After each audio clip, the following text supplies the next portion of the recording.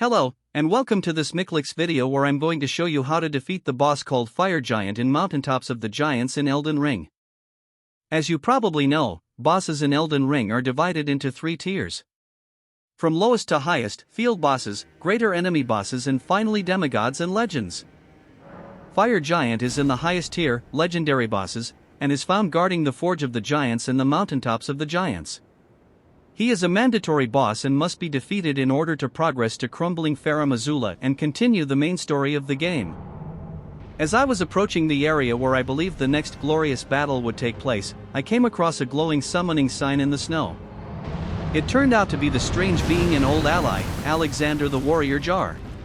I seem to recall that he had mentioned he wanted to go harden himself at the Forge of the Giants, so I was actually not sure if summoning him at this point would be needed to continue his questline. I generally seem to have had rather bad luck throughout the game with being at the correct point in questlines, as I have very rarely had NPC summons available for bosses. Anyway, I figured why not? And summoned the old jar for another round in combat. I knew I was going up against something horrible, so having a large jar stand between me and whatever the horrible would turn out to be seemed like a positive. Shortly after, I noticed my enemy in the distance. A huge and menacing fire giant, the last known survivor of his soon-to-be-extinct species. He could have lived on for many years on his snowy mountain, but oh no, he had to stand in my way and get himself in trouble. So be it. Alexander didn't seem to be scared of the giant at all as he ran straight for it, so fast that it actually made me look a little bad.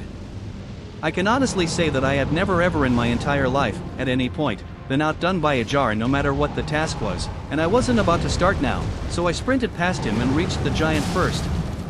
Which, now that I think of it, may have been Alexander's plan the whole time. Did he put my tender flesh in harm's way just to spare his own hardened shell? Was I finally outsmarted by a jar after all these years of killing their kind for the sweet jam inside? Is Alexander really the villain here, not the fire giant? Am I losing my mind and suspecting my friends of treachery? Would eating some more jam help me focus? Anyway, I started the fight by going melee on one of his feet, which is the only part of him that is reachable due to his enormous size.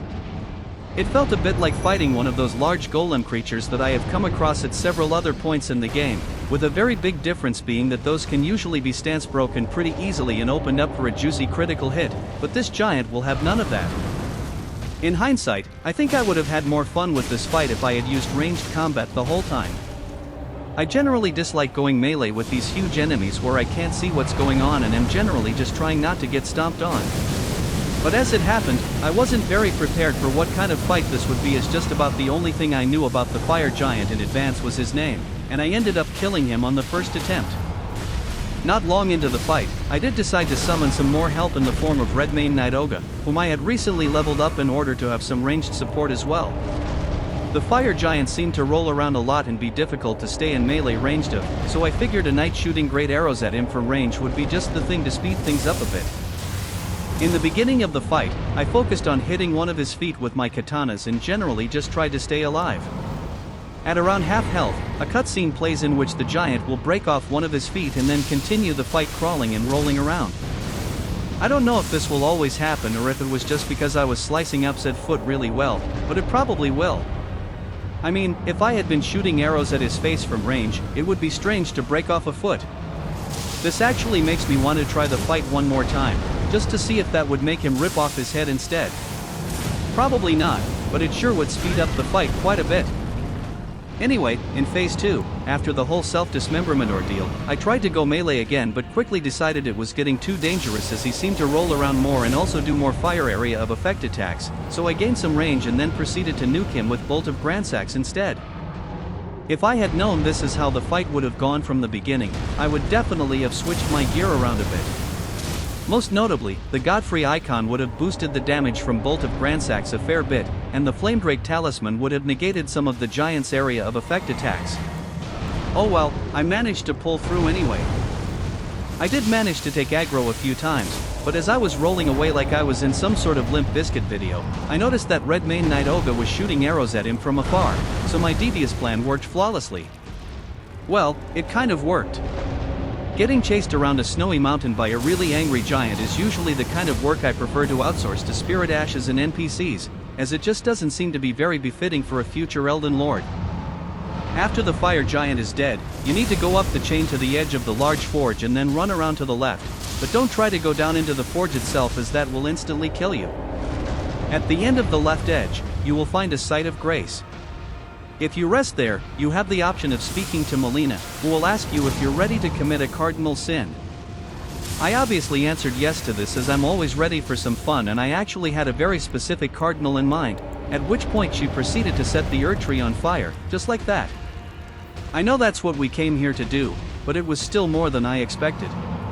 Also, it felt more like Melina was the one committing the cardinal sin and I just stood by. At least that's what I'm going to say if I ever face any kind of judgment for it. Anyway, setting the tree on fire will change the world permanently with embers falling from the sky, so don't answer yes until you're ready to do so. You must do this before you can proceed to Crumbling Farum Azula though, but depending on how much you have left to explore on the mainland, you can delay the decision. And now for the usual boring details about my character. I play as a mostly dexterity build. My melee weapons are the Nagakiba with keen affinity and Thunderbolt Ash of War, and the Uchigatana also with keen affinity. In this fight, I also used Bolt of Gransax for some long-range nuking. I was level 167 when this video was recorded, which I think is a bit high for this content, but it was still a fun and reasonably challenging fight, although in hindsight, calling in Redmane Knight Ogha was probably not needed. I'm always looking for the sweet spot where it's not mind-numbing easy mode, but also not so difficult that I will be stuck on the same boss for hours. Anyway, this is the end of this fire giant video. Thanks for watching. Check out the YouTube channel or Miklix.com for more videos. You could even consider being completely awesome by liking and subscribing. Until next time, have fun and happy gaming.